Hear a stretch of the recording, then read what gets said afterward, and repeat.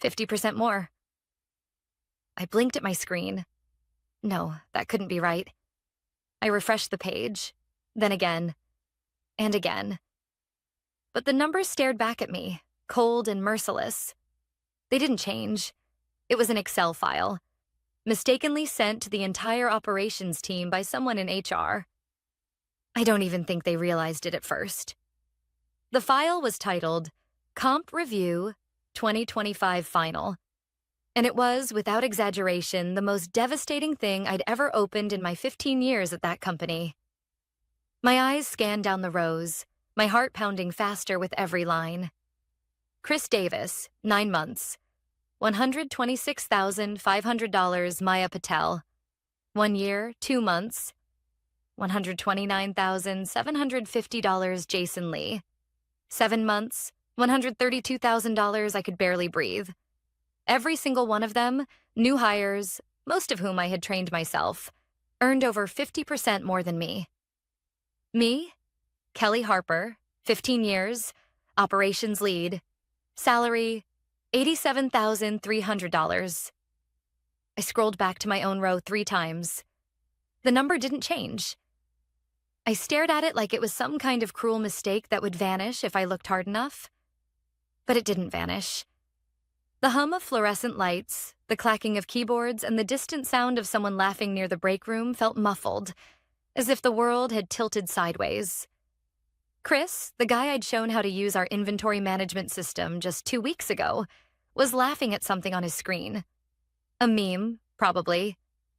He still didn't know the difference between gross margin and operating margin, but sure. 6 figures.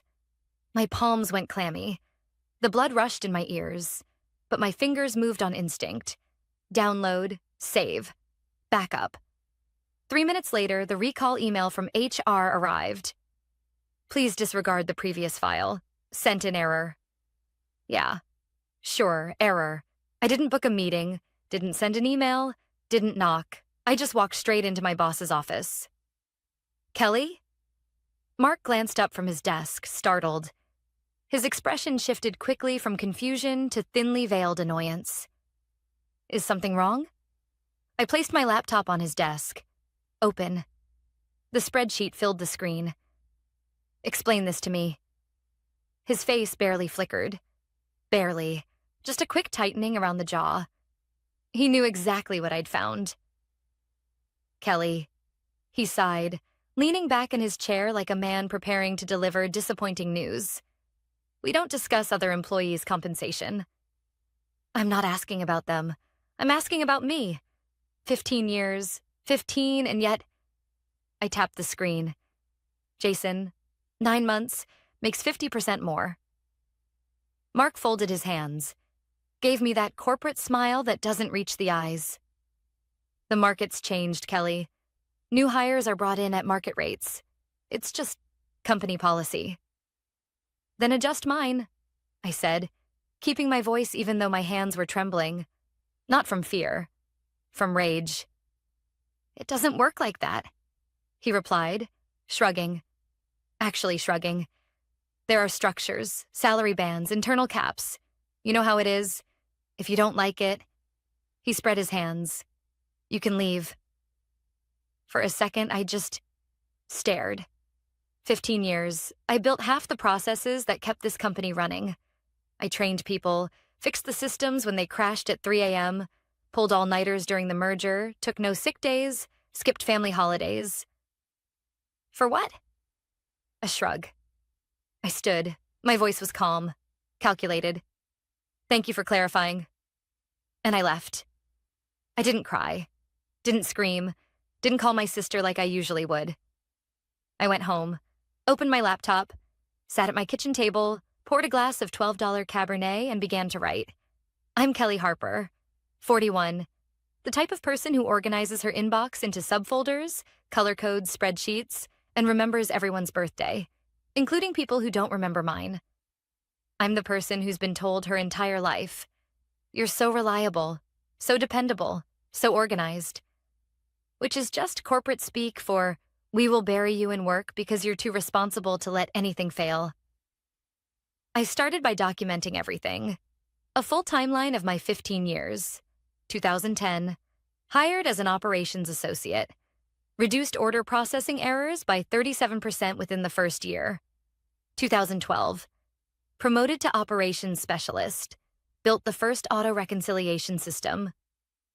2014, prevented a $1.8 million contract failure by catching a supply chain error before shipment. 2016, implemented the logistics dashboard that's still used company-wide today. 2019, trained the entire new ops team after the merger. Stayed 72 hours straight during system failures. 15 years, projects, innovations, crises averted, dollars saved, time reclaimed. I spent the entire night compiling it. By dawn, I had a 48-page report titled, The Hidden Costs of Institutional Knowledge Loss. On the final page, I ran the numbers. Value I'd generated for the company in the last fiscal year alone, $312,870. Cost to bring my salary to market rate, $45,000 adjustment. The math wasn't hard. I printed it, professionally bound it at the 24-hour print shop down the street. Then I went home, showered, pulled on the sharpest outfit I owned, a tailored navy blazer I hadn't worn since the last promotion that never came. And I slid one more thing into my bag before heading to the office. An envelope, with something inside that I knew would change everything the moment I placed it on Mark's desk. When I walked into the office that morning, something was different. I could feel it. Not from anyone else. Not yet. It was in me. For the first time in 15 years, I wasn't walking in as Kelly, the reliable one. The fixer. The one who quietly carried the weight while others collected the rewards. Numbered today, I was walking in as someone who had finally remembered her own worth. The hallway smelled like burnt coffee and cheap floor polish, same as always. But every step felt heavier, more deliberate, like I was pulling gravity behind me.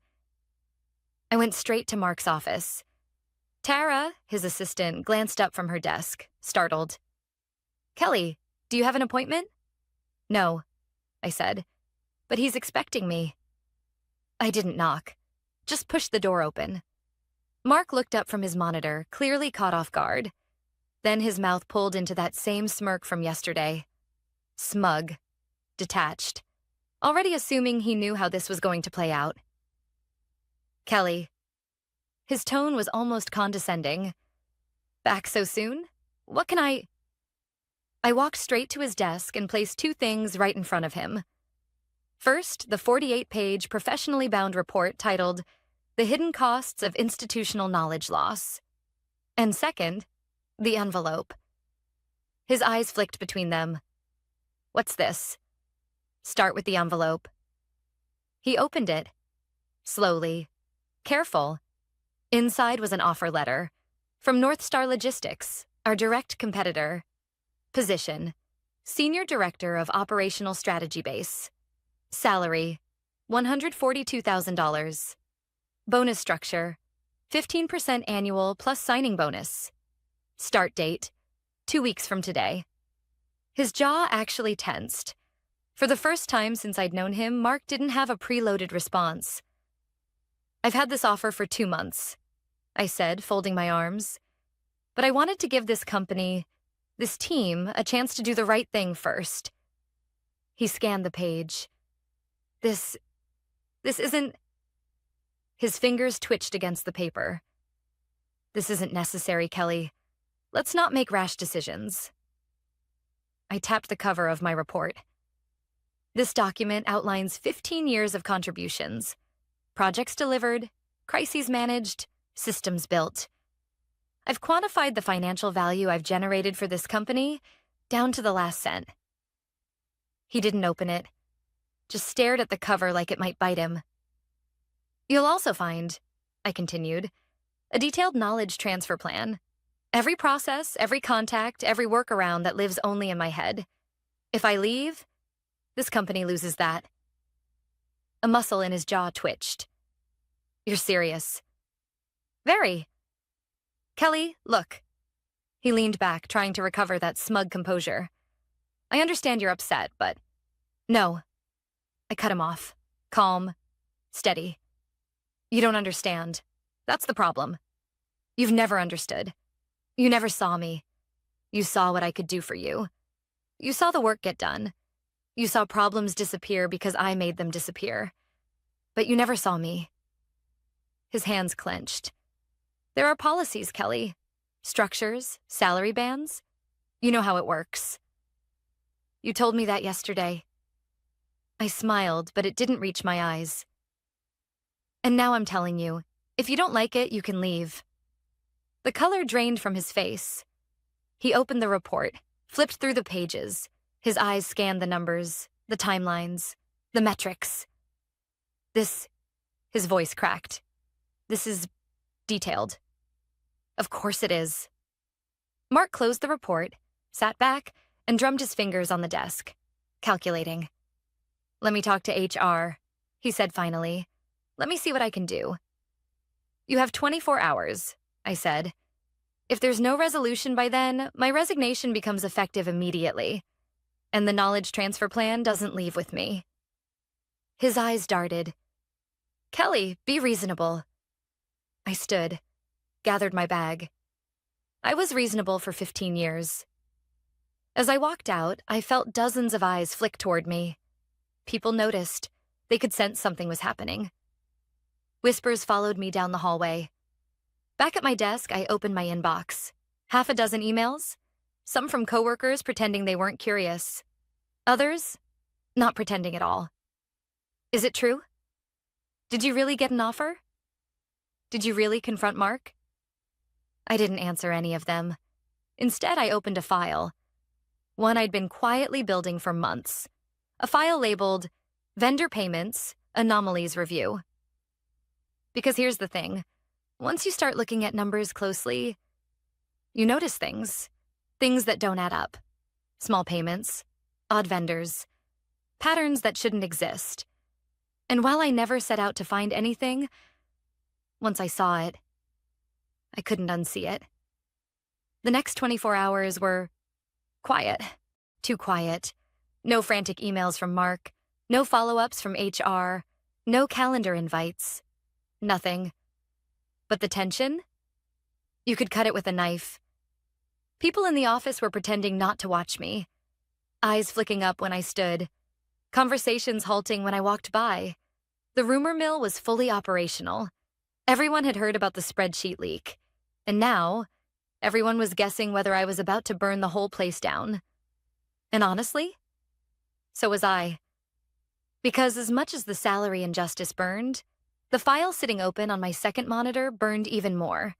Vendor Payments, Anomalies Review. It started small. A curiosity, really. 18 months ago, I noticed a quarterly payment to a vendor I didn't recognize. $9,450. Not huge, but weird. No purchase order. No linked project.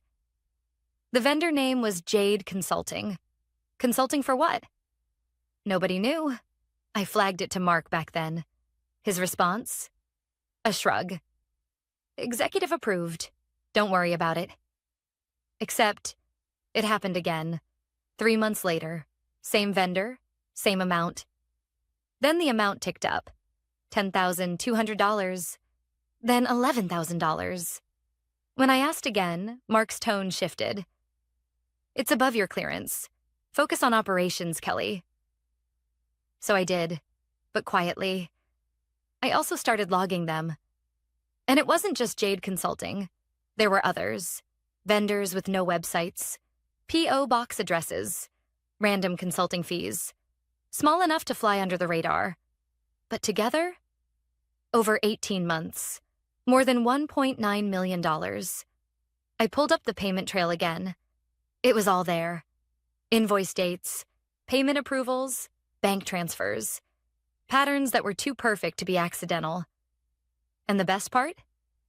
The approval signatures. One name appeared on nearly every authorization. Mark Reynolds. I took a deep breath. This wasn't just about a raise anymore. This was about fraud. And suddenly, I realized something. Mark wasn't ignoring my raise request because he didn't think I deserved it. He was ignoring it because I had already seen too much. By 3 p.m., a calendar invite finally popped up. Subject: compensation discussion, Mark, HR, Kelly. Time: 4 p.m. Perfect. I spent the next hour finishing the second report.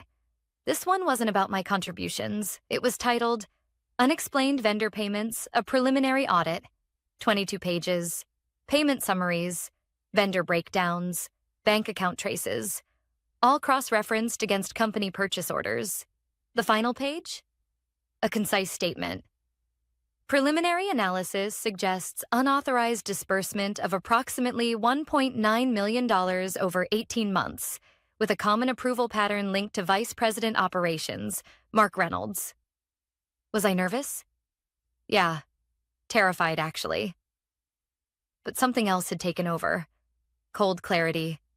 At 4 o'clock sharp, I walked into the conference room. Mark was already there, tapping his pen against a notepad.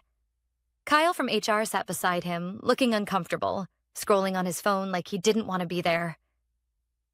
Kelly, Mark nodded, fake smile back in place.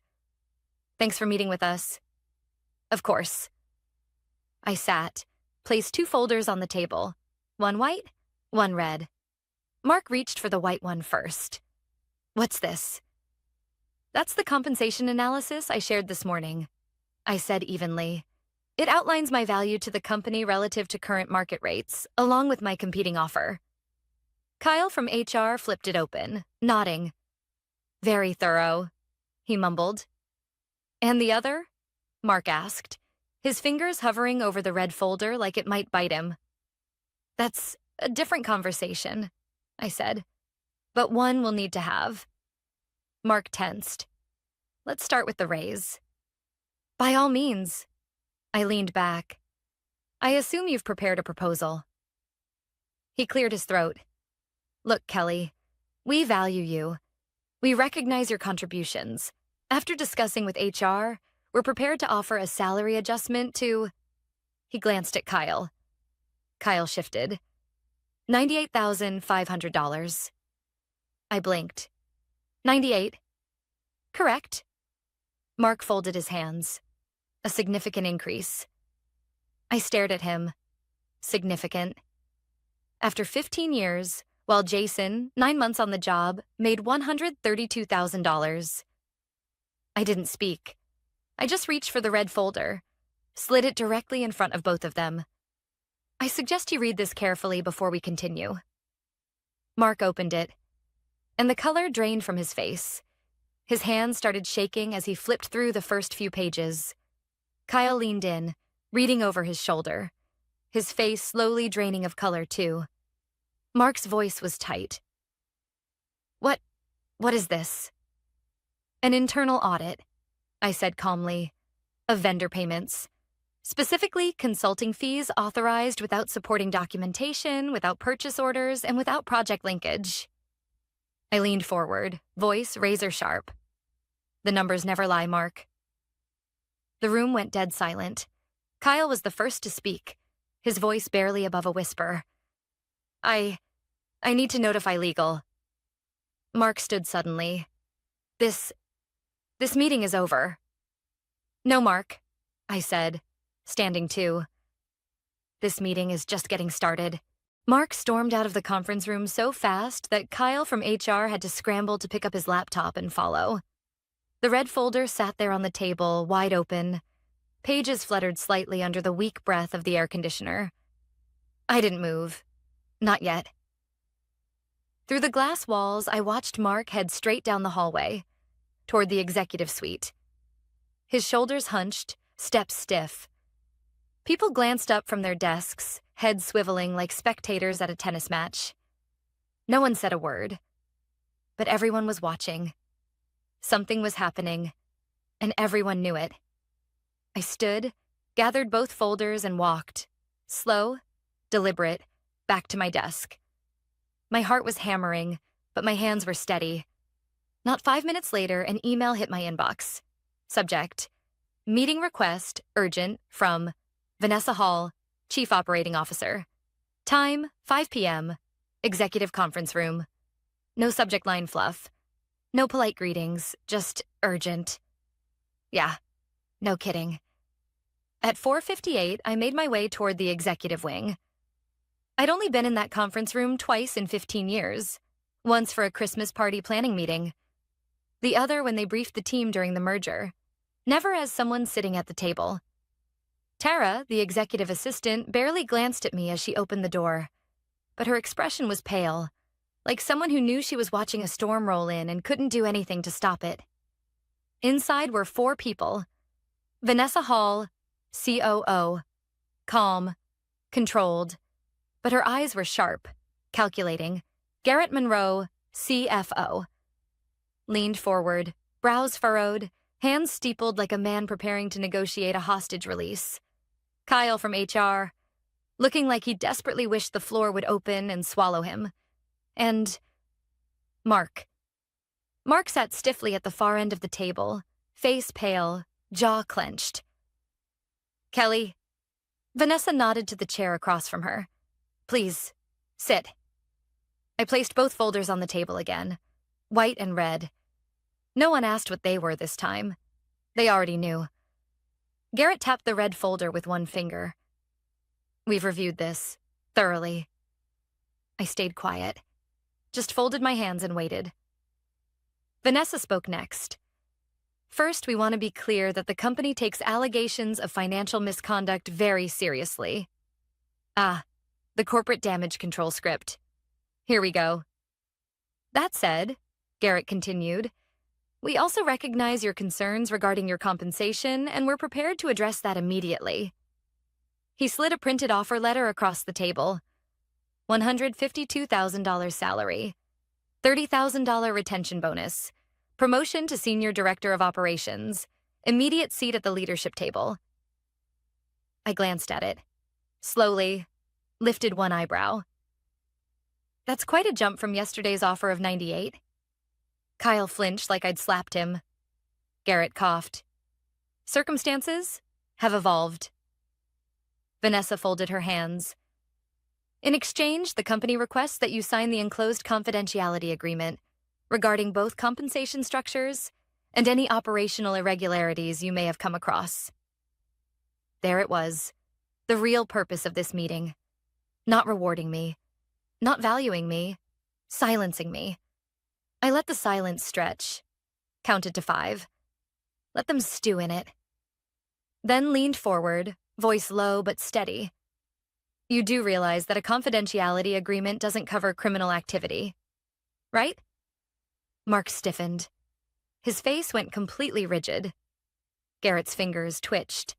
Vanessa's expression didn't change, but her eyes narrowed ever so slightly. I'm not making accusations, I continued, merely observations, documented ones. I tapped the red folder. But if you'd like, I can forward this to the board, or... I shrugged. The authorities. Kyle actually made a small choking sound. Garrett shot him a warning look. Vanessa stayed composed. Kelly, let's not escalate unnecessarily. We believe this can be handled internally. Oh, I believe that too, I smiled. In fact, that's why I haven't made any phone calls yet. Consider this a professional courtesy. Garrett cleared his throat. What would it take to resolve this? Fully. There it was, the ask. The moment the power fully flipped. I opened my notebook. Calm, steady, like I'd rehearsed this. Because I had. My terms are simple. I ticked them off with my fingers. 1. My compensation adjusted to the level outlined. 2. A formal audit of all vendor payments over the past 3 years. 3. A formal commitment from the executive team to review and correct compensation disparities across the company. 4. A public acknowledgement of my promotion and role. 5. I paused. Let it hang. Full indemnity. No retaliation clauses. In writing, Mark's face went beet red. This is blackmail, he hissed. I tilted my head. No, Mark. This is negotiation. Or did you forget how that works? Vanessa exchanged a long glance with Garrett, calculating, measuring, trying to figure out how much damage I could do if I walked. Garrett sighed. We need time to review this. Not too much time, I said, standing. My offer expires in 48 hours. After that, I closed the red folder with a snap. I'm done being polite. As I walked out, Mark's voice followed me, low, bitter, furious. You're making a mistake, Kelly. I didn't look back. No, Mark, you did. 15 years ago. The next morning felt different. I expected anxiety, nerves, maybe even regret. Instead, clarity. For the first time in 15 years, I wasn't wondering how to be useful, how to be indispensable, how to keep everyone else afloat. I wasn't the invisible backbone of someone else's success. I was the storm. At 10:32 a.m., my phone buzzed. Caller ID, Garrett Monroe, CFO. I let it ring twice, then answered, cool as ice. Kelly speaking. Kelly? Garrett's voice was tight but composed. We've reviewed your terms. I waited. Silence is a powerful thing. People rush to fill it. Garrett did exactly that.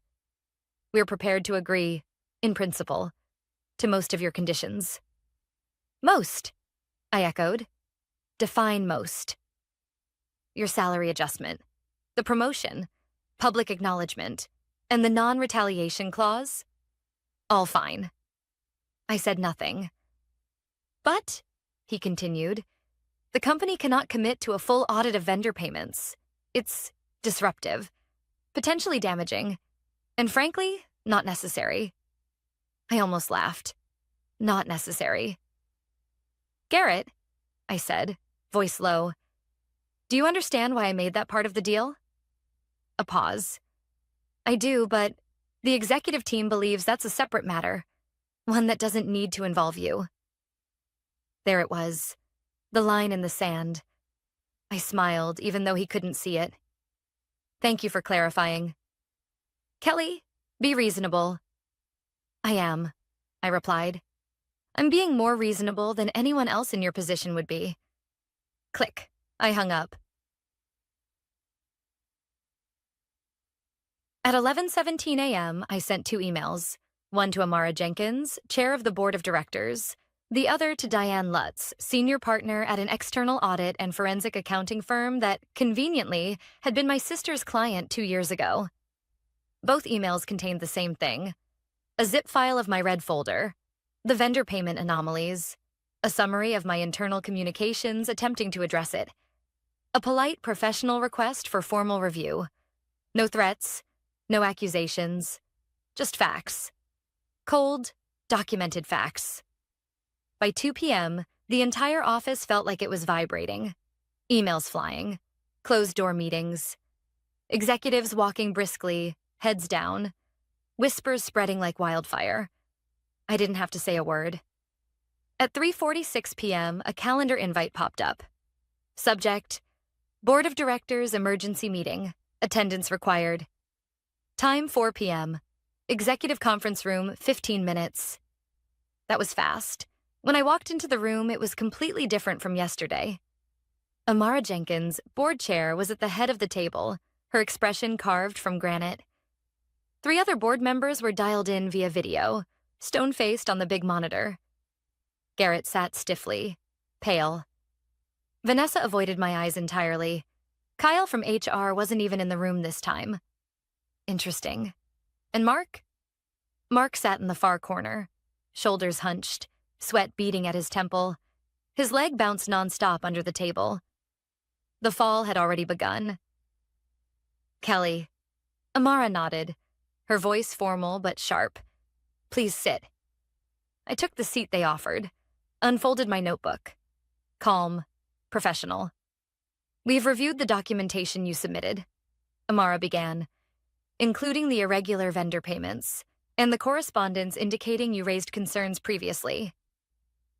A beat of silence. She let it sit there, heavy.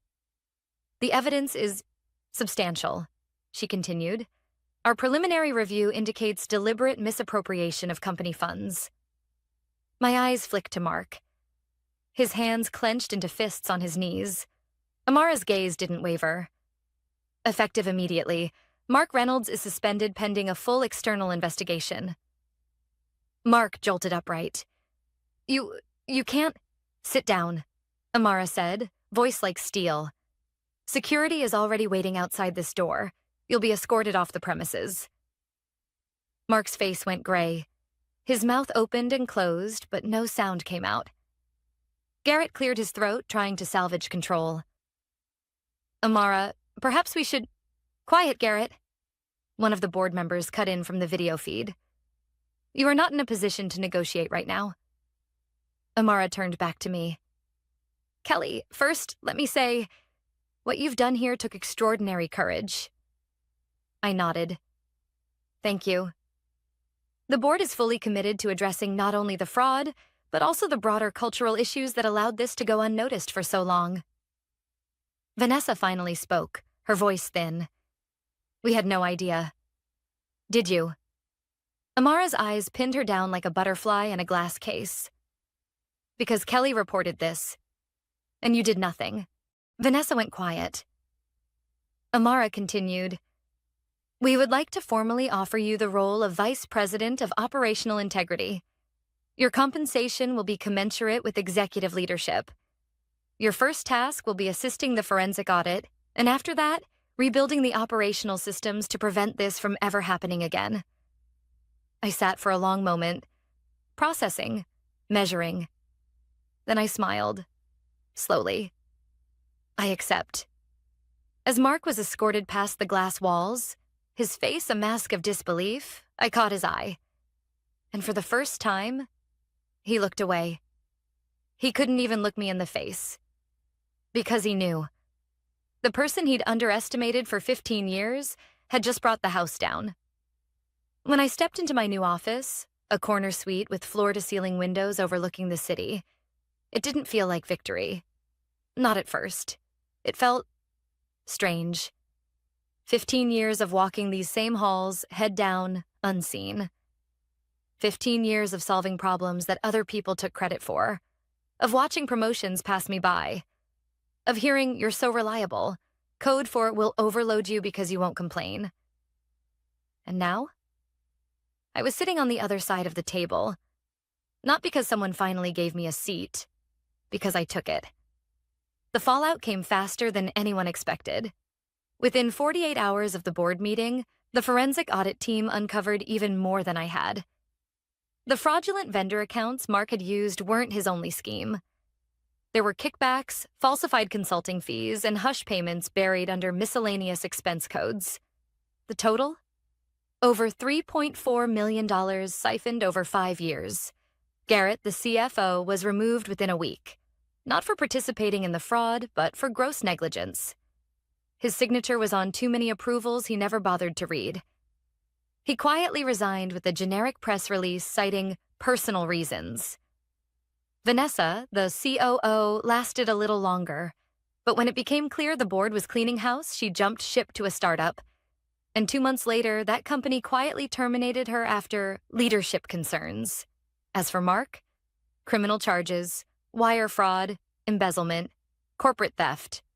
Last I heard, his trial was scheduled for next spring. The company survived, barely.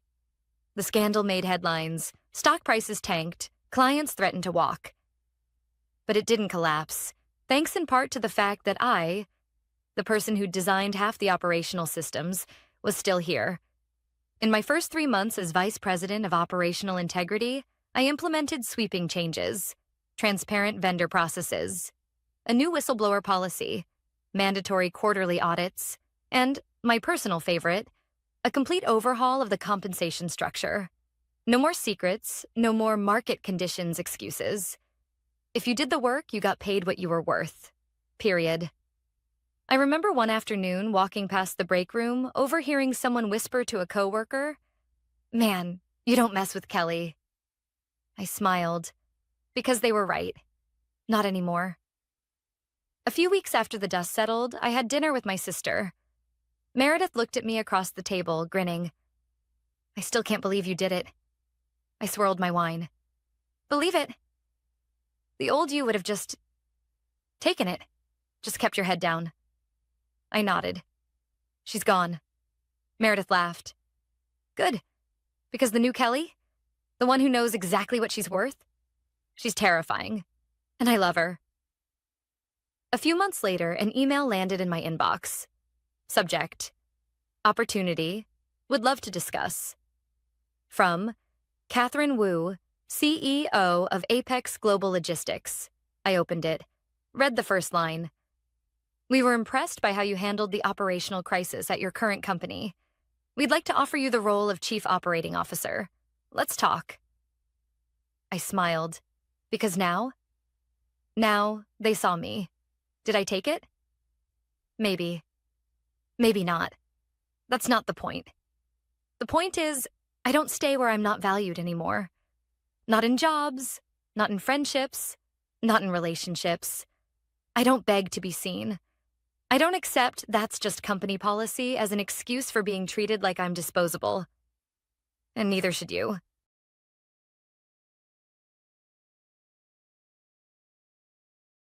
The words hit me like a punch to the chest. As soon as she's done with the project, she's out, and you're in. I wasn't supposed to hear it. I had just stepped out of the conference room to grab a report from my desk. As I passed by the executive suite, the door to my boss's office was slightly ajar. It was his son speaking, Ethan, fresh out of business school, freshly groomed to be the next CEO of Horizon Dynamics, entitled Arrogant and Reckless. He was talking to his best friend, Jared, who had never set foot in the tech industry before today. Dad said it himself. Claire's just finishing the project. After that, she's history. You'll take over her role. Easy.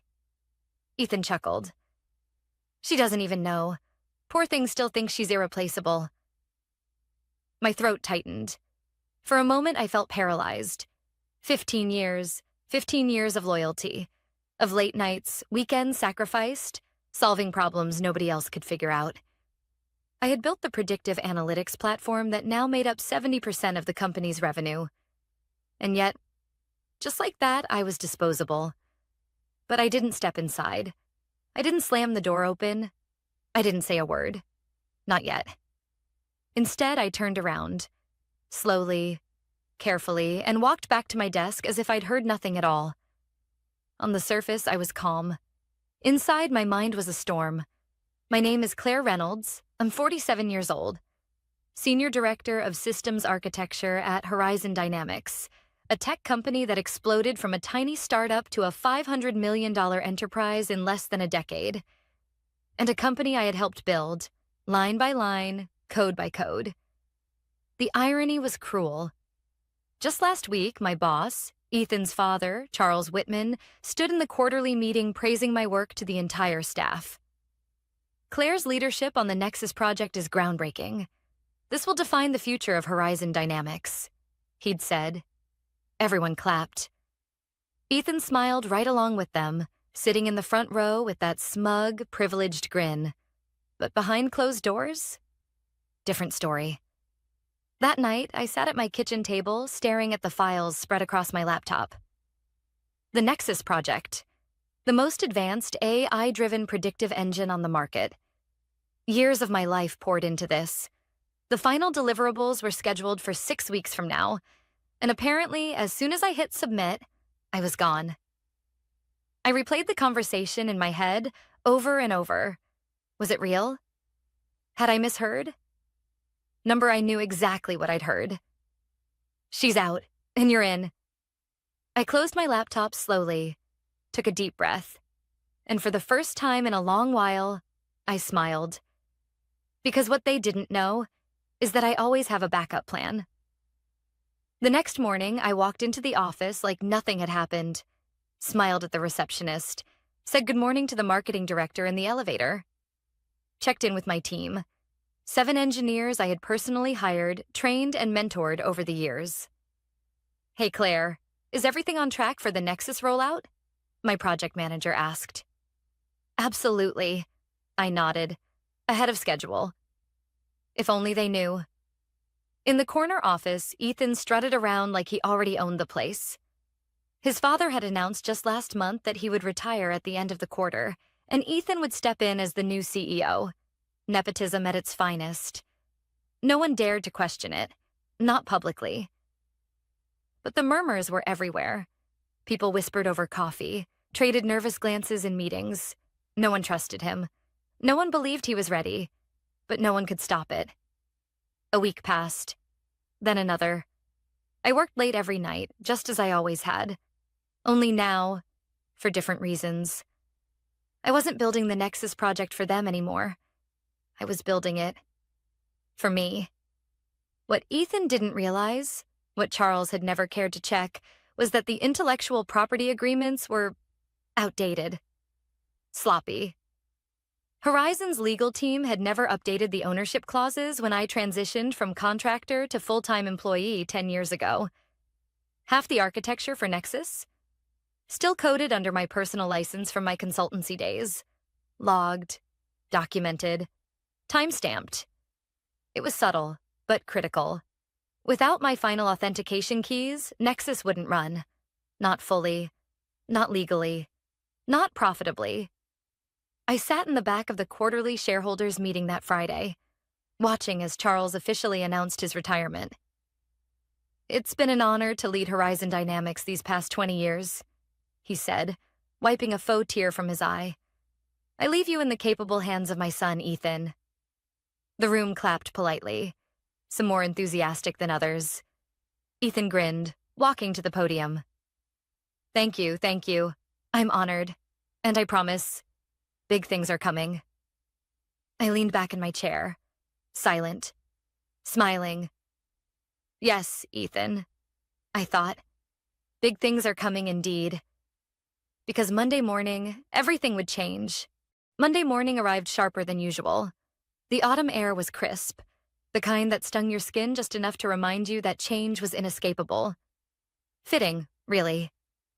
I stood outside Horizon Dynamics headquarters for a moment longer than usual, staring at the glass facade that reflected the rising sun. 15 years of my life were wrapped inside those walls, but not for much longer. Game on, I whispered under my breath before swiping my badge. The lobby was buzzing. A giant banner hung above the reception desk. "Congratulations, Ethan Whitman, our new CEO." The staff stood awkwardly around the catered breakfast, half trying to look supportive, half pretending to care. The HR director gave Ethan a bouquet of flowers like he'd won a beauty pageant. I almost laughed. Ethan was in his element, shaking hands, giving fake smiles, and probably imagining himself as the next Steve Jobs.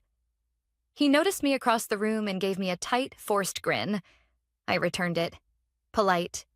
Neutral. Enjoy it while it lasts. By 9 a.m., the all-hands meeting started. Ethan took the stage with his signature smug confidence. "Thank you, everyone.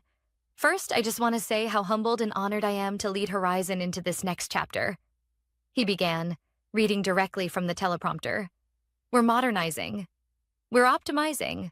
We're streamlining." I could practically hear the buzzwords grinding together. Then came the dagger, but not directed at me. Not yet. "With this new leadership, there will be strategic adjustments," Ethan said, his tone smugly rehearsed. "Some roles may evolve. Some processes may change." Several employees exchanged uneasy glances. They knew what that meant. Cutbacks, layoffs, restructuring. My fingers tapped my notebook, perfectly calm. Not yet. Wait. Later that afternoon, I was called into Ethan's office. "Claire?" He smiled, motioning me to sit. "So, first day as CEO. Big, right?" "Huge," I nodded, masking every ounce of disdain. "Congratulations."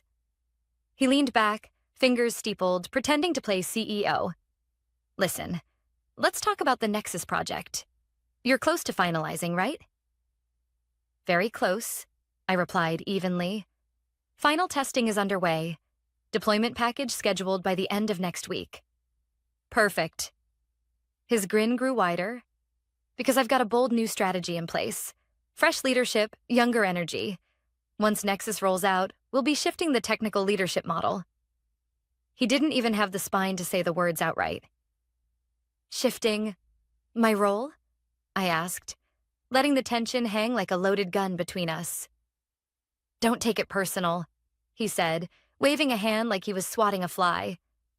"It's about vision, evolution, a new era for Horizon.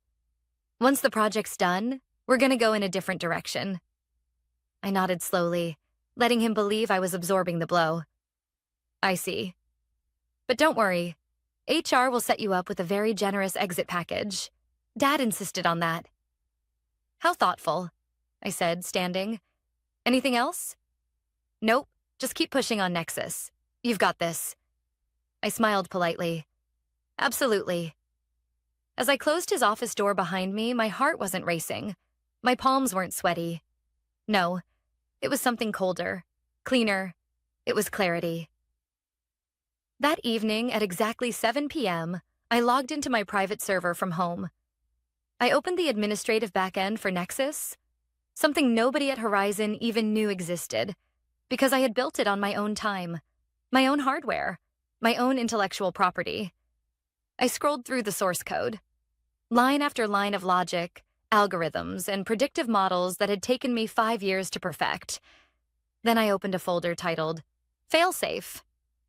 Inside were 3 files: Nexus Lockout Protocol, .exe ownership, proof.pdf audit, trail logs.zip. The proof was all there. Timestamped development logs, GitHub commits from my personal repositories, private journal entries, cloud storage receipts, all meticulously organized. A legal fortress. By Tuesday, the first cracks appeared. "Hey, Claire," Miguel, one of my senior engineers, whispered in the break room. "I heard Jared's getting promoted. To your role." "That's the rumor," I confirmed, keeping my voice steady. "He doesn't even know how the system works," Miguel hissed. "He's never written a line of code in his life." "I know," I said quietly. "Just trust me. Keep your head down for now." Because they were in for a surprise. What Ethan didn't realize was simple. Nexus didn't just require the code. It required activation keys. Keys only I controlled. Without them, the system would run in demo mode. Superficial. Limited. Useless to clients. And the clients had contracts. Contracts that explicitly required fully functional software backed by a legally filed patent, which incidentally hadn't been filed. Not by Horizon, anyway. I leaned back in my chair, fingers steepled, almost mirroring Ethan's own arrogant posture. "Tick-tock," I whispered to myself. The countdown had begun. By Friday morning, the tension inside Horizon Dynamics was like a rubber band stretched to the brink of snapping. People walked a little faster, spoke a little quieter, and avoided making eye contact with anyone from HR. Ethan was strutting through the halls like a rooster in a henhouse. Every time he passed by, people plastered on fake smiles, nodding politely while barely disguising the dread beneath. Everyone knew changes were coming. Nobody knew how deep the knife would cut. But while others whispered and worried, I sat calmly at my desk, quietly reviewing the final diagnostics on Nexus. Everything was working perfectly. For now. "Claire, quick question." Ethan's assistant popped her head into my office. "Can you send over the final deployment package to the executive server? Ethan wants to prep for Monday's product announcement." I smiled, perfectly composed. "Of course, I'll have it sent before the end of the day." What they didn't know was that the deployment package sitting on my workstation wasn't the same as the operational package. The version I was about to deliver? Fully functional. For about 72 hours. After that, the authentication check would fail. The predictive engine would throttle itself down to demo mode. Limited features, no client deliverables, no back-end support. A beautifully designed brick. By noon, Jared swaggered into the engineering floor, clearly enjoying his new role even before it was official. "Hey guys, get ready for some changes around here," he announced, leaning against a cubicle like he was in a college dorm, not a corporate office. "We're modernizing the workflow, making things more efficient." Miguel shot me a look from across the room. I gave him the smallest shake of my head. "Not yet." "Claire," Jared called over, "can you give me a rundown on how the auto-scaling functions for Nexus? I'll need to brief the board on Monday. I smiled politely. Oh, Jared, absolutely. We can do that Monday morning before the meeting. Perfect. He grinned, clueless. See? Easy transition. Oh, so easy. That afternoon, I walked into the server room one last time. Rows of machines blinked and hummed, oblivious to the drama unfolding outside their walls. I connected my encrypted drive and ran a final sync. My personal logs, my development history, my schematics. Everything mirrored, backed up, and time-stamped. Then I opened the master control terminal, typed in a single line of code. The cursor blinked. Command accepted, fail-safe engaged, countdown initiated. The corner of my mouth twitched upward. It's done. That evening, as the office emptied out, I stood by the window overlooking the city skyline. 15 years of my life were woven into this place. And now, I was walking away. But not before teaching them what happens when you treat people like they're disposable. Monday arrived like a storm front. Ethan bounded onto the main stage of the quarterly product launch, packed with shareholders, journalists, and clients. The whole atrium had been transformed into a glittering showcase. Screens displayed massive graphics of the Nexus platform. Today marks the future of Horizon Dynamics, Ethan announced, grinning from ear to ear. Our revolutionary Nexus system will redefine predictive analytics. Applause. Cameras flashed. Investors smiled. I stood in the back of the room, unseen, arms crossed, watching. Ethan clicked his remote. The giant screen behind him came alive. Charts, graphs, live demo feeds. The demo worked flawlessly. Of course it did. The failsafe wasn't scheduled to trigger yet. Effective immediately, Ethan continued. Claire Reynolds, our systems director, will be stepping down as we transition leadership to a newer, leaner model. There it was. Public. Final. His move. I didn't flinch. Didn't react. Not even a blink. After the event, as the crowd thinned, I made my way to my office. My badge still worked. For now. HR had scheduled my exit interview for Tuesday morning. Inside, I carefully packed my belongings, a few framed photos, my coffee mug that said, "Code like a girl," the little award the company had given me 3 years ago when Nexus first launched as a prototype. There was a knock. Marissa from HR peeked in. Hey, Claire, just wanted to check if you're... Okay, you've been really composed about all this. I'm fine, I said softly, sealing a box. It's just business, right? She hesitated, then gave a weak smile. Right, just business. As I walked toward the elevator with my box in hand, Ethan strolled by, clapping Jared on the back. Told you it'd be smooth, bro, he said. Easy. She didn't even put up a fight. I stepped into the elevator, turned slowly, and caught Ethan's gaze just as the doors slid shut.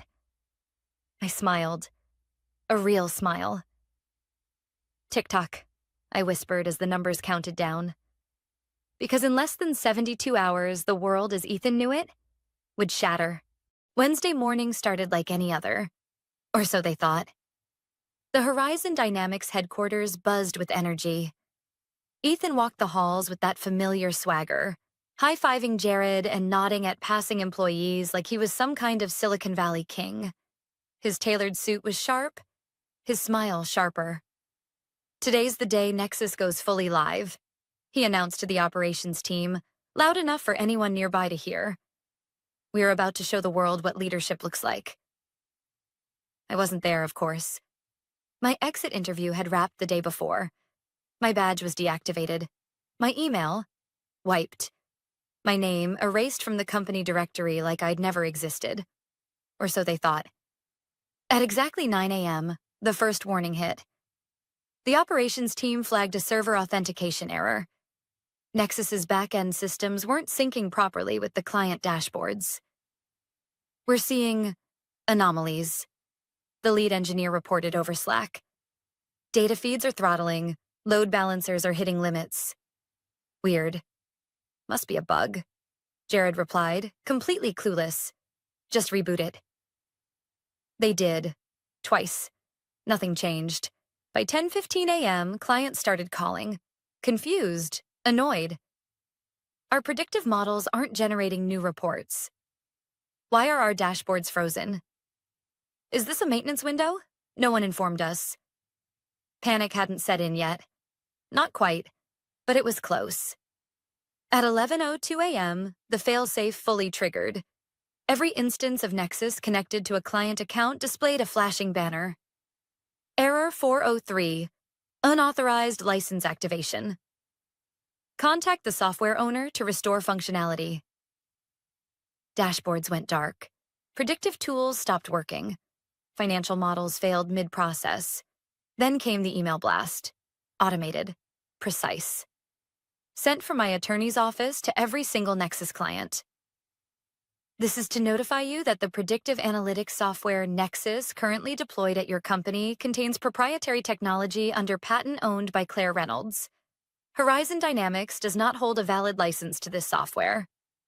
Any continued use without proper licensing constitutes infringement.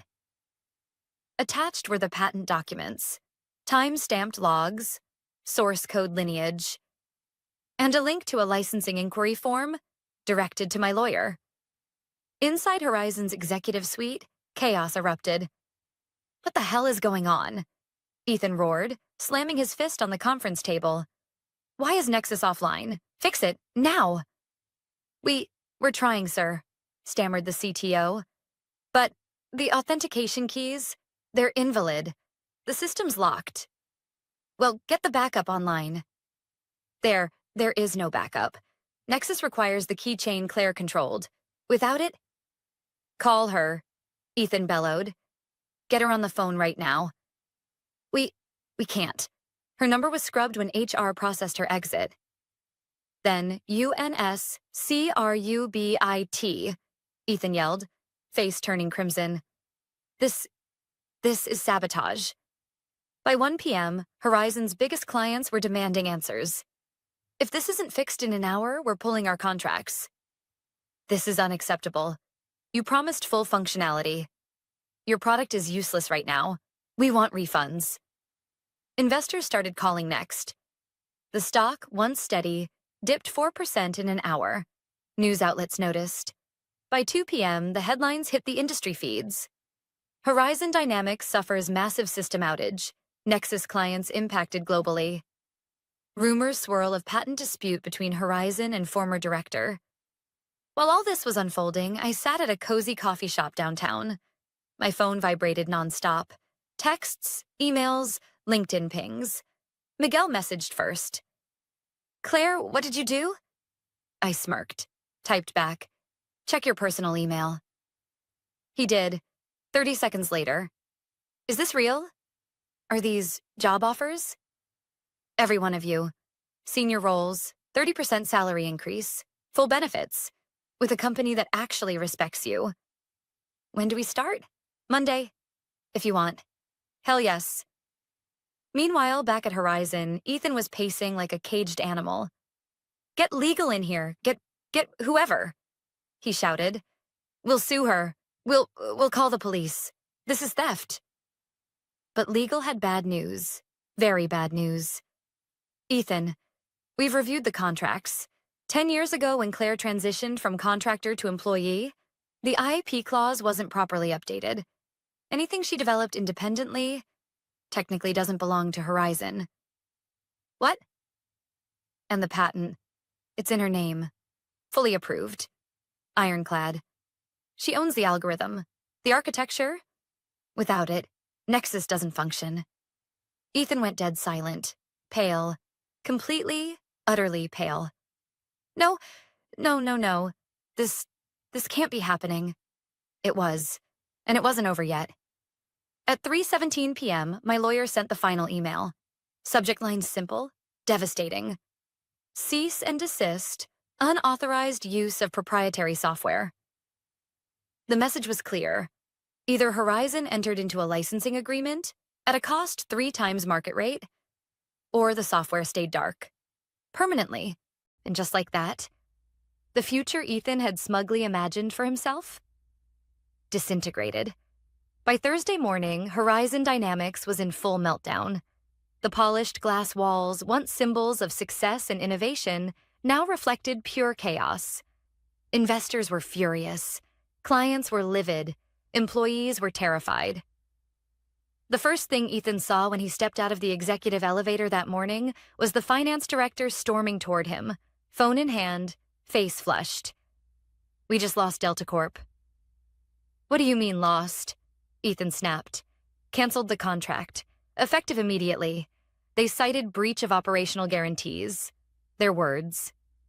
Before Ethan could process it, the head of client success ran over. "3 more clients are threatening legal action if Nexus isn't operational by noon." "This is extortion," Ethan yelled. "We are the victims here." But no one was listening anymore. Not really.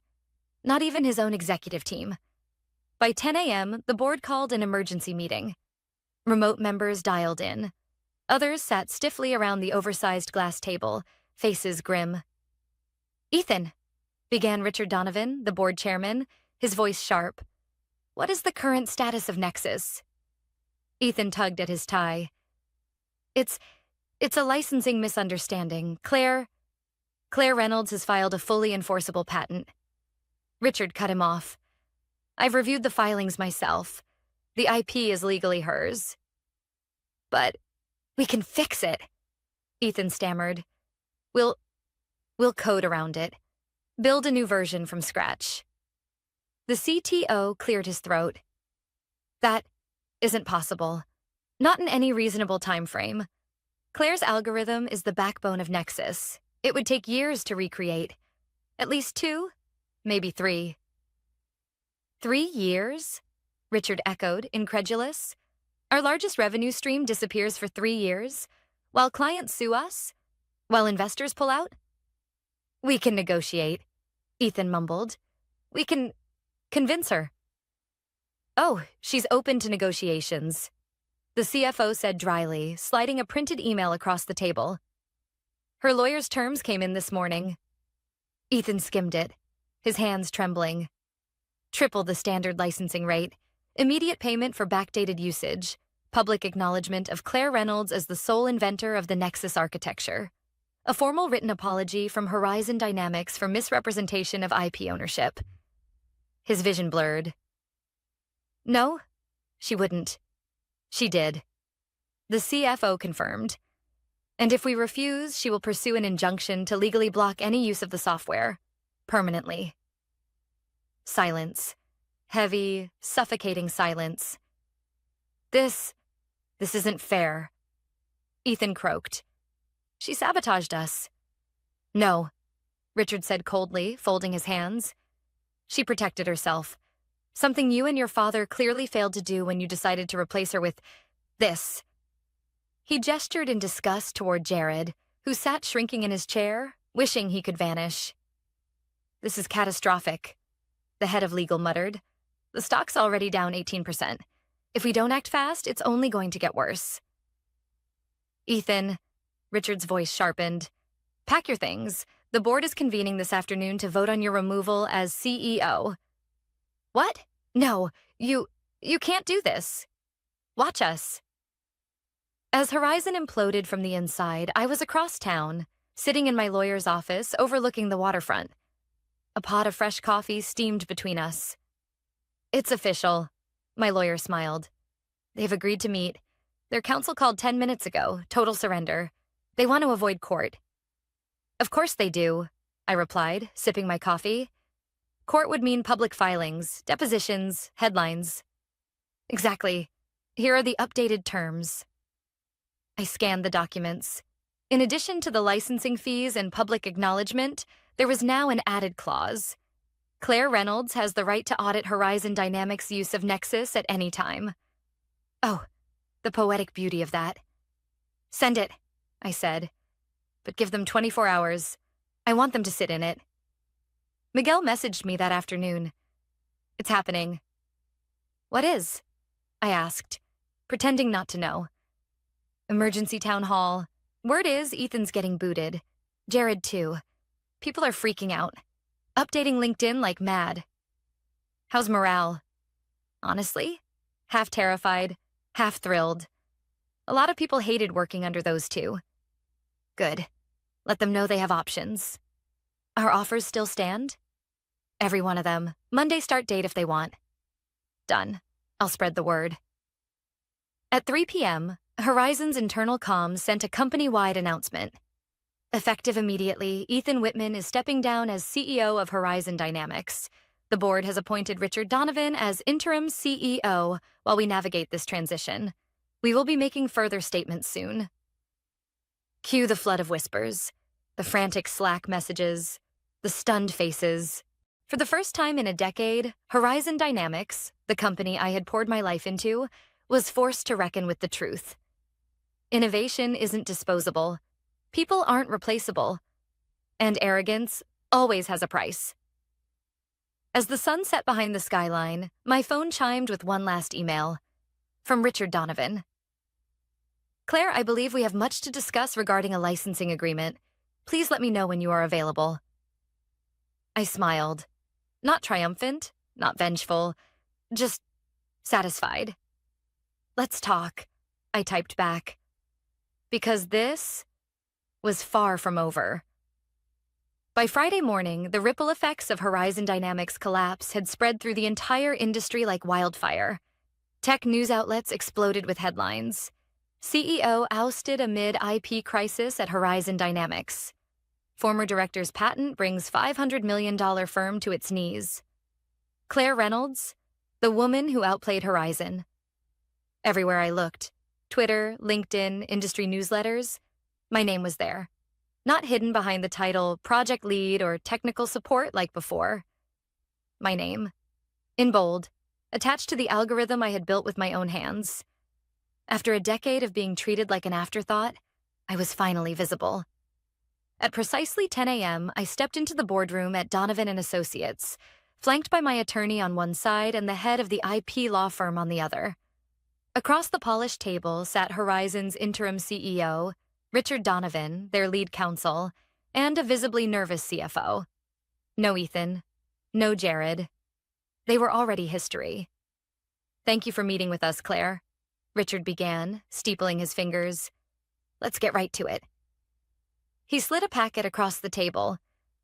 We agree to your terms, full licensing fees, backdated payments, ongoing royalties, public acknowledgement of your sole ownership of the Nexus algorithm. I opened the folder. Skimmed. It was everything I asked for. And more. There's one addition, Richard continued. As part of our restructuring, we'd like to formally offer you the position of Chief Technology Officer at Horizon Dynamics. I blinked. Excuse me? You're the architect of our most valuable product. Frankly, Claire, this company should have been built around you from the beginning. A strange silence hung in the air. Not tense, not hostile, just heavy. For a brief moment, I let the idea roll around in my mind. I could walk back in, on my terms, run the show, fire the people who once treated me like I was disposable. But then, I smiled. Richard, I appreciate the offer, truly, but no. No? No. I folded the contract neatly. Horizon had 15 years to treat me like I mattered. You don't get a second chance at that. His face flickered with disappointment, but also understanding. I figured you might say that. But the licensing deal? That stands. You'll pay for the use of Nexus. Fairly, fully, and publicly acknowledge that the system belongs to me. He nodded. Done. We've already prepared the press release. By noon, the headlines updated again. Horizon Dynamics secures emergency licensing deal with Nexus creator Claire Reynolds. Tech pioneer declines CTO role, cites respect over revenge. My phone blew up. Congratulations poured in from old colleagues, former classmates, even people I hadn't spoken to in years. But the message that hit hardest? Miguel. We're in. Me, Tanya, Luis, Andre, all of us. Sign the offers. We start Monday. Thank you. For everything. I smiled, leaning back in my chair. No, Miguel. Thank you. For believing. That evening, I stood on the balcony of my new office at Vanguard Technologies, the startup I'd quietly joined as Chief Innovation Officer weeks ago. The ink was still drying on the contracts that would officially make us the sole distributor of Nexus moving forward. Vanguard had offered me something Horizon never did: full creative control, a seat at the table, and the respect I had always deserved. As the sun dipped below the city skyline, an email notification popped up on my phone. From Ethan. Claire, I don't even know where to begin. Look, I was young, stupid. I thought I was doing what my dad wanted. I didn't realize. I didn't think you'd. Anyway, I wanted to say, you win. Congratulations. I stared at it for a long moment, hovered my fingers over the keyboard. Then, I deleted it, unread. Some things didn't deserve a response. A year to the day since I walked out of Horizon for the last time, Vanguard Technologies officially surpassed Horizon Dynamics in market valuation. The headlines read, "From Betrayed to Billionaire, How Claire Reynolds Changed the Game." Standing in my corner office overlooking the city, Miguel walked in carrying a bottle of champagne. "Happy anniversary, boss." He grinned. I laughed. To recognition. To knowing your worth. And we clinked glasses.